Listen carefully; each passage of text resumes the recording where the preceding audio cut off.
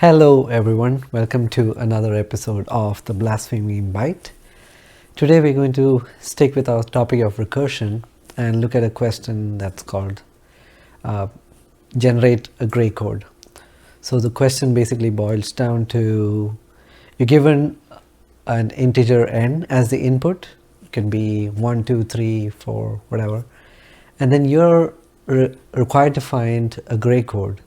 And what do you mean by a gray code? So a gray code is a list of numbers that's, say for example, the number is, input is, n is 3. Or let's just say n, okay, fuck it, let's just have n. And you'll have numbers going from 0 to n minus 1. So you need n numbers, okay, your code, your secret code, that no one else in the world except the person who wrote the code can understand. No, it's not. It's a very easy code. Everyone can understand because it's a gray code. Your gray code should have numbers going from 0, should have n digits in the gray code, in the sequence.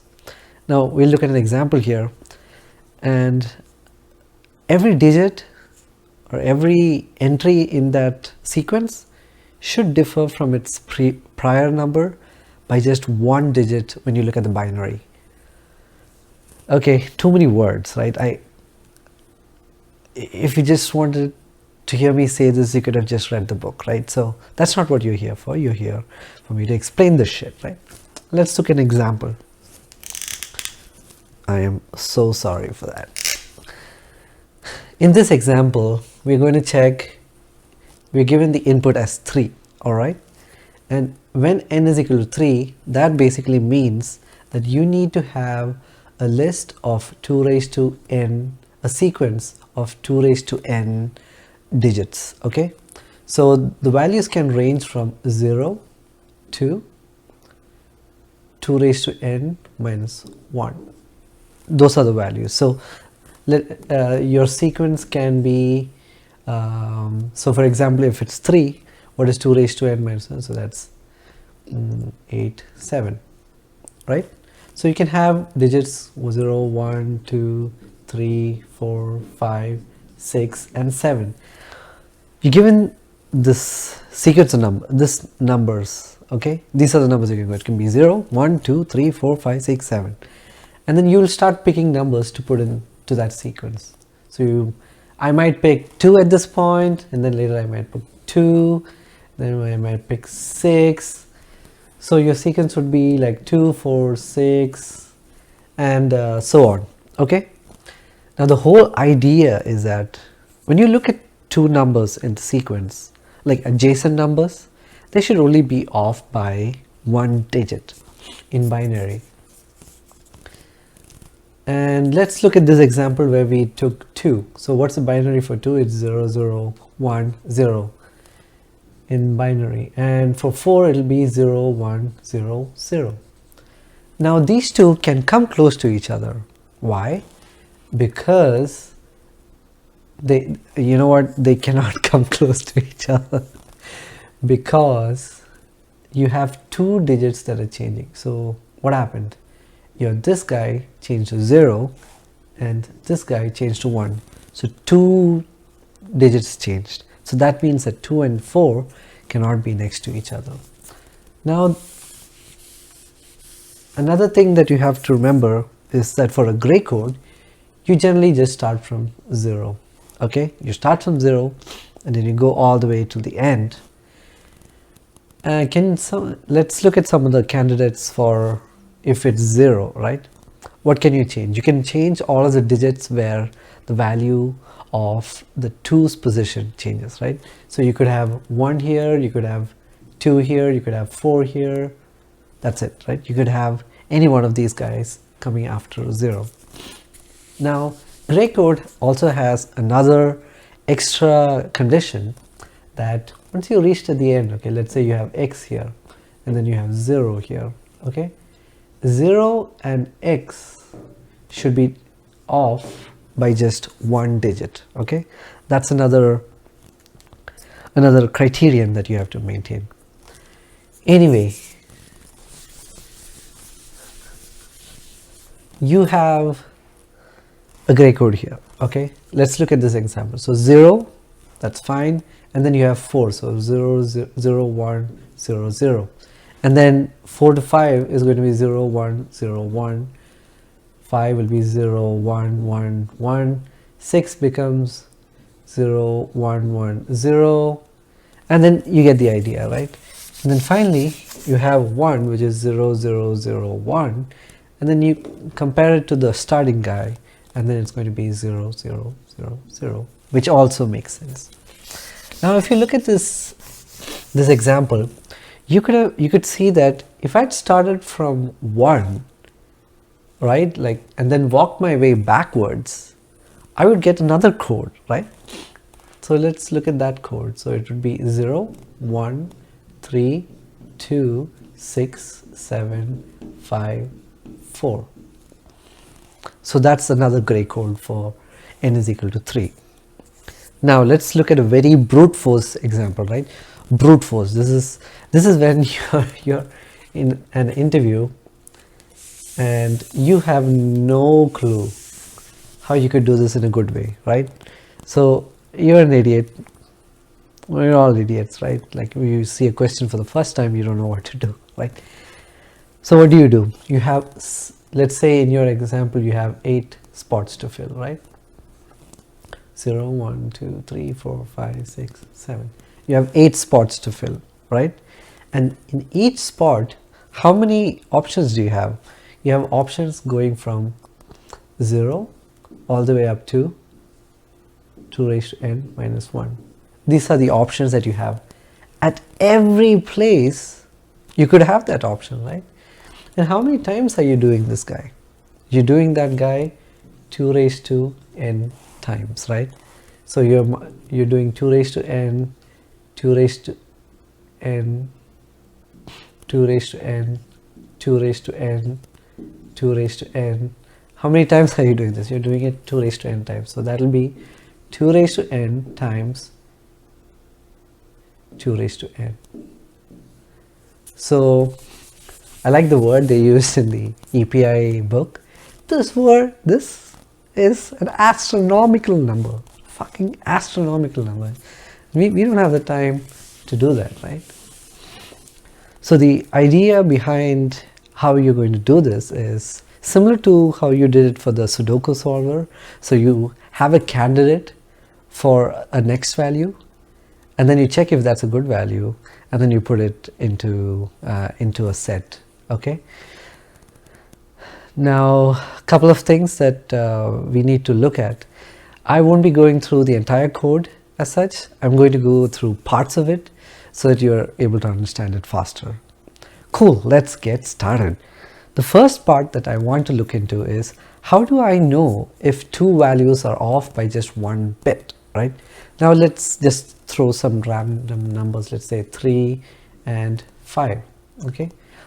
How do I know if they are just off by like 2, by 1 bit? Now how do you write this in binary? It'll be 0 0 1 1.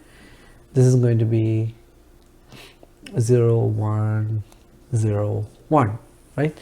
Well, in this case, it's actually it's just differing. It's actually differing by 2, right? So you can't really say that these are off by 2. Now the magic that we're going to do here, this is the magic that's going to happen here, is number 1, let's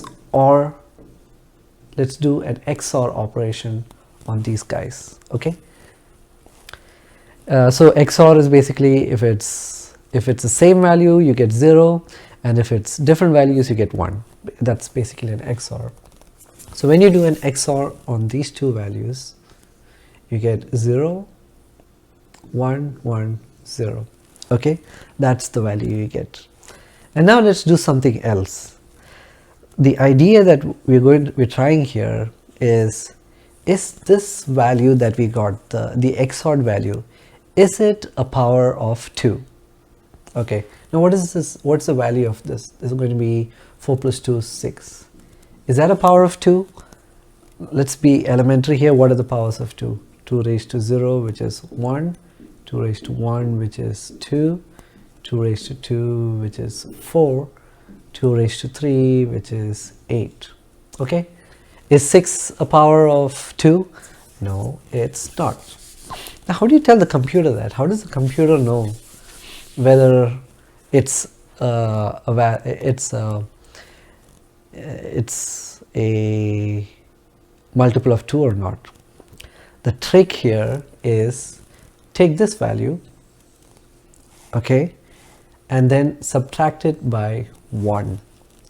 Okay, what do we get when you subtract this by 1? Hey, that looks like a robot's face. When we subtract 1 from this number that we got here, what do we get? We get 0, 1, 0, 1. Now let's do it in binary just to prove that it's right. 4 plus 2 is 6, 6 minus 1 5, and 1, and then 6 minus 1 is 5, so 4 plus 1 5, so 5. Now what we do is we take this value, all right, and then you AND it with this value. Does that make sense? What happens when you AND these two values? So you get 0, 1, 1, 0, and those two, you get 0, 0, 1. And now this value is not 0, so there's some value associated with it. That gives us proof that it's not a power of 2. Make sense? Now we will look at another example for an even number, for a power of 2. 4 translates to 0, 1, 0, 0. Subtract 1 from it, what do we get? We get 0, 0, 1, 1. And then what are we going to do? We're going to take this number and AND it with this number. Okay, what do we get? We get, let's just write it down here, 0, 0, 0, 0, 0, 0, 0. What happened there? It's all zeros. That means it is a power of 0. Okay, so now that's a beautiful thing. Like it's a way to check if a number is a power of 2 without doing iteration, without going through recursion, without anything, just by using some basic bit fucking manipulation. And this is beautiful. You should use it wherever you can. I just found it really amazing. Now there's a catch to this question. What if the value that we got was 0, right? How do you check if 0 is a power of 2?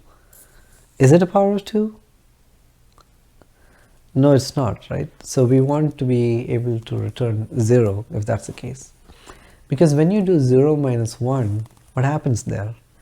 It's going to do it's going to reverse, right? It's going to be 1, 1, 1, 1, 1, 1, 1, 1, 1. So it rotates and becomes 0. And then when you do it with 0, it's going to return you 0 when you're ANDing it. But this is not really is it a power of 2? It's not a fucking power of 2, right? So that's why we need to have an AND with your actual number, right? And then you do the internal AND. So that's described in the question. Coming back to our original problem, right? The idea that we're going to use is we have a partial list of solution, and then we check if the next number is already in our list or it's not in our list, and then we keep going down. So that's a possible value, right? And for this purpose, we're going to be using an unordered set. The reason we are using an unordered set is a set will only put values into it if it's already not there. Also, the fact that you have the ability to count for values. So let's say that currently my set is 0 and 1. Okay, if I try to put a 1 back into this unordered set. Before I do that, I'm going to count. Is there any ones that have already come in this set? If not, then let's just put it into the set and see how far down the recursion stack I can go, right? So we'll have an unordered set. Why the fuck did I remove that? We'll have an unordered set, partial, or whatever you want to call it, of integers. And we're going to initialize it with just one value. There'll just be one value. Now the way they've done it, you just look at it, but the crux of the matter is you're going to start with 0. And then you're going to have a for loop which goes from int I is equal to 0 and I less than n I plus plus. Okay? And then we're going to take the last value that we got, that we have in our partial list, and then we're going to try and add a bit to one of those values. Now, what I mean by that is, right now the partial value is 0, 0, 0, 0, right? We're going to start by trying to put a bit here, put a bit here, put a bit here, put a bit here. Okay, so the first thing we're going to do is we're going to OR this with I 1 left shift by I. Okay, so in the first case it will be left shift by nothing, right? So it will be, the first time it comes in, it will be 0, 0, 0, 1, right? And now we're going to check, hey, is 0, 0, 0, 1 in my partial list? So for that we're going to use partial dot count, and we're going to put in this new value, okay, 0, 0, 0, 1. And if the count is 0, we'll put that into our partial, right? We'll put that into our partial guy, and then we'll go down the recursive stack. Okay, so that's the whole idea of, it's a basic inclusion exclusion principle. So let's just kind of put it here. We'll find the temp guy, which is basically the partials last, partial last, and it with 1 left shift I, and then if this temp exists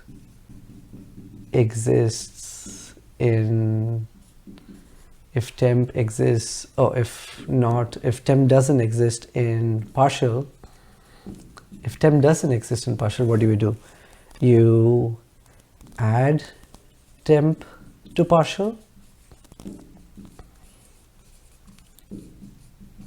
add the temp to partial, and then you go down the helper function. You create the helper function and go down.